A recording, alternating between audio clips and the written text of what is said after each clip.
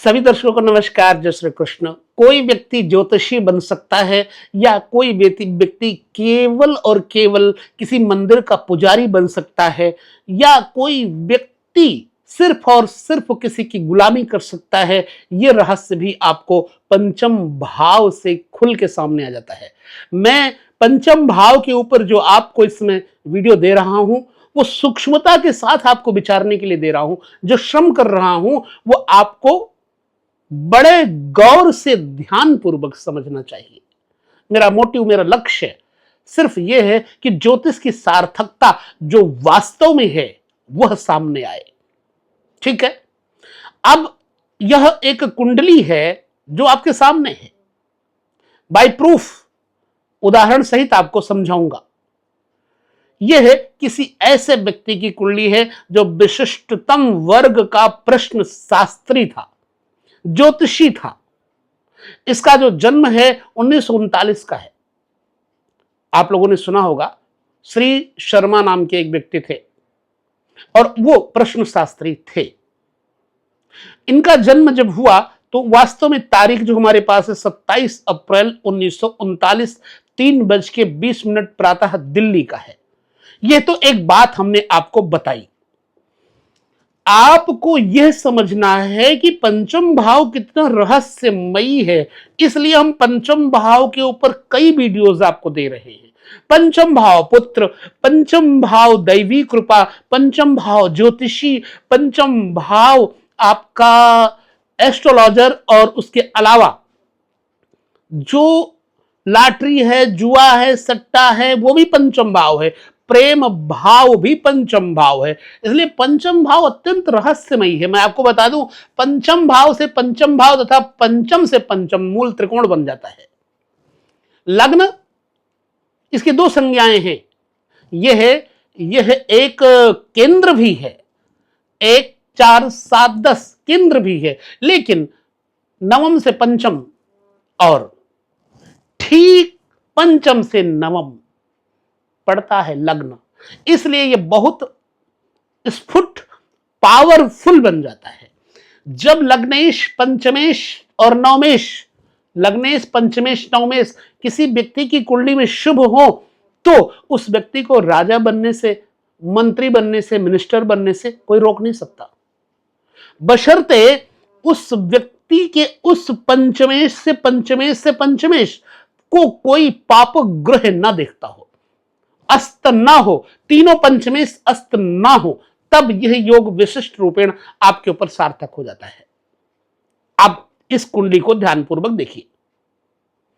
यहां लग्नेश शनि है।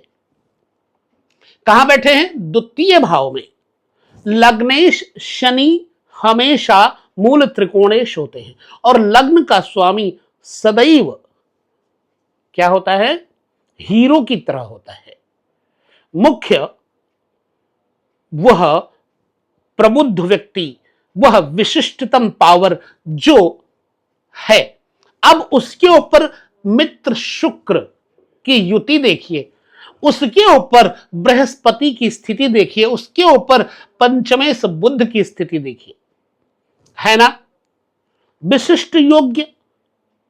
अब पंचम भाव का स्वामी और लग्न इंडिपेंडेंट, लग्नेश पर बुध की स्थिति जातक को विशिष्टतम ज्योतिषीय ज्ञान दे देता है।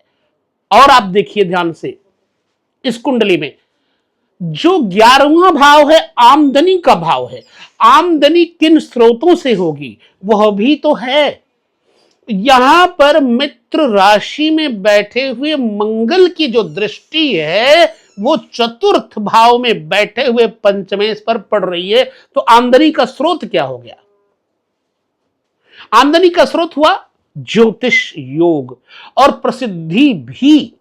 और देखिए ध्यानपूर्वक, मूल त्रिकोणेश, पंचमेश तथा नवमेश, लग्नेश शनि, पंचमेश बुध और नवमेश शुक्र, यह बैठे तीनों इकट्ठे हो गए।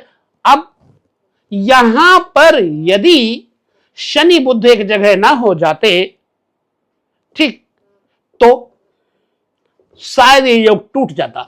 लेकिन आप ये कह सकते हैं कि शनि बुध की युति नपुंसक बना देती, परंतु नहीं, शनि और शुक्र यहां पावर में है तथा गुरु की पावर देखिए, जब कोई स्टैंडर्ड क्वालिटी के स्थान पे जाता है लो क्वालिटी वाला व्यक्ति, तो वो भी उसके प्रभाव में आ ही जाता है, उसके ऊपर इंप्रेशन बन ही जाता है। तो यहां बृहस्पति का इंप्रेशन शनि पर बन रहा है, बृहस्पति का इंप्रेशन परम उच्च शुक्र पर बन रहा है। शुक्र भी अपने आप में परम उच्च है।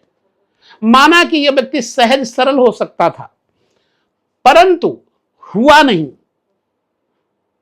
पंचमेश सहजता के साथ होने के कारण उस पे गुरु की विशिष्ट कृपा बनी और ये एक ज्योतिषीय प्रश्न शास्त्री व्यक्ति थे। सो यहां आपके सामने प्रूफ है। नवम भाव में बैठे हुए राहु की दृष्टि नवम घर में, राहु से नवम दृष्टि पंचम में पड़ रही है। यह भी एक विशेष योग है। राहु भी व्यक्ति को ज्योतिषीय ज्ञान दे देता है। कुछ भी हो जाए, राहु शुक्र की राशि में है, राहु अपने गुरु की राशि में है, इसलिए यह एक प्रकार से ज्योतिष योग दे देता है। आमदनी का स्रोत बृहस्पति और मंगल की उस पर दृष्टि तथा कर्मेश मंगल। फिर से समझें, आमदनी का कारक यहां बृहस्पति बैठा धन भाव में, वाणी का स्थान है द्वितीय भाव।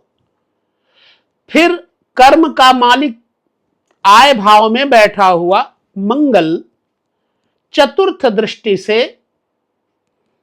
धनेश को और आयेश को देख रहा है। तो यह भी एक प्रकार का विशिष्टतम प्रसिद्धि का योग बना देता है। इसलिए आपके सामने ये पुनः मैं कहूंगा उदाहरण है। यदि यही पंचम भाव का स्वामी द्वितीय भाव में, पंचम भाव का स्वामी द्वितीय भाव में हीन बली हो जाए, बुरे ग्रहों की स्थिति से दब जाए, तो क्या करेगा व्यक्ति? पुजारी के काम से, पूजा पाठ तथा मंदिर की उपासना से वो छोटे स्तर का व्यक्ति रह जाता। इसलिए पंचम भाव बुद्धि है, पंचम भाव विद्या है, देव पूजा है, मित्रों का भाव भी है और प्रेम का भाव भी है। द्वितीय भाव क्या है? भोजन है, कुटुंब है, परिवार है।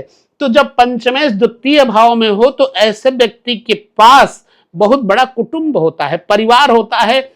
परिवार दो तरह का होता है, एक होता है अपना और एक होता अपने द्वारा प्रसिद्धि प्राप्त किया हुआ परिवार। तो इस व्यक्ति के पास वो परिवार भी तो है। ठीक, अगर पंचमेश द्वितीय भाव में नीचस्थ, आप कहेंगे कि पंचमेश यहां नीच में है बुध, नो डाउट है, लेकिन बुध क्या कर लेगा?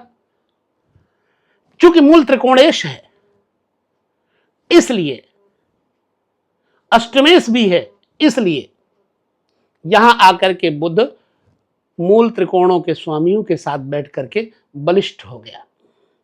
फिर कहूंगा ध्यान रहे, पंचम भाव बुद्धि, विद्या, देव पूजा और क्या है, पंचम से दसम भाव भी है, तो कर्म भाव भी है। यहां से गिनती करें, 1 2 3 4 5 6 7 8 9 10, तो पंचम का कर्म भाव भी है।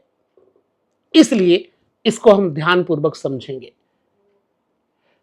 पंचम भाव से दसम भाव कर्म भाव अर्थात ज्योतिषीय गुणों से संपन्न, दसम भाव होने के कारण यहां पर द्वितीय भाव पत्नी का भाव भी होता है। कई विद्वान द्वितीय भाव को पत्नी का भाव और पंचम भाव को लक्ष्मी का भाव कहा जाता है। इसी कारण से इसे श्रेष्ठ पत्नी सुख योग भी माना गया है। पंचमे से यदि द्वितीय भाव में शुभ बैठा हो तो उस व्यक्ति के पास संतान सुख, पत्नी का सुख द्वितीय भाव में, परम उच्च शुक्र बैठा है, ठीक उसको मिलता है।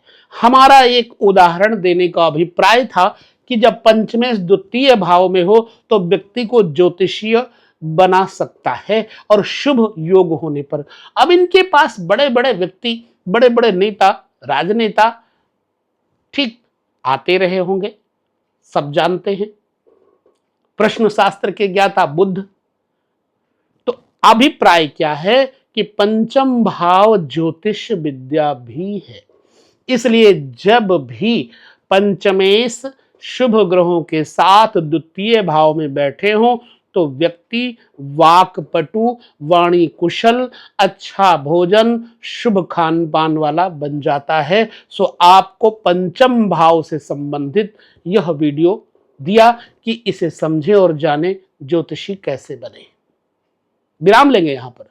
अगले वीडियो में हम तीसरे भाव पर पंचमेश होने से क्या फल मिला वो भी बताएंगे, लेकिन उसका जब पंचमेश तृतीय भाव में हो तो शुभ योग होने पर जातक की बहुत सारी संतानें होती हैं। अगर पंचमेश तृतीय भाव में हो जाए तो मैत्री, धनी, संपन्न व्यक्तियों से होती है। अगर पंचमेश तृतीय भाव में हो जाए तो तृतीय भाव पंचम भाव का लाभ स्थान है, इसलिए हम जो अगले वीडियो पर चर्चा करेंगे, यदि आपका पंचमेश तृतीय भाव में है तो उस वीडियो को आप जरूर ध्यानपूर्वक देखेंगे। यहां विराम लेंगे। सभी को नमस्कार, जय श्री कृष्ण।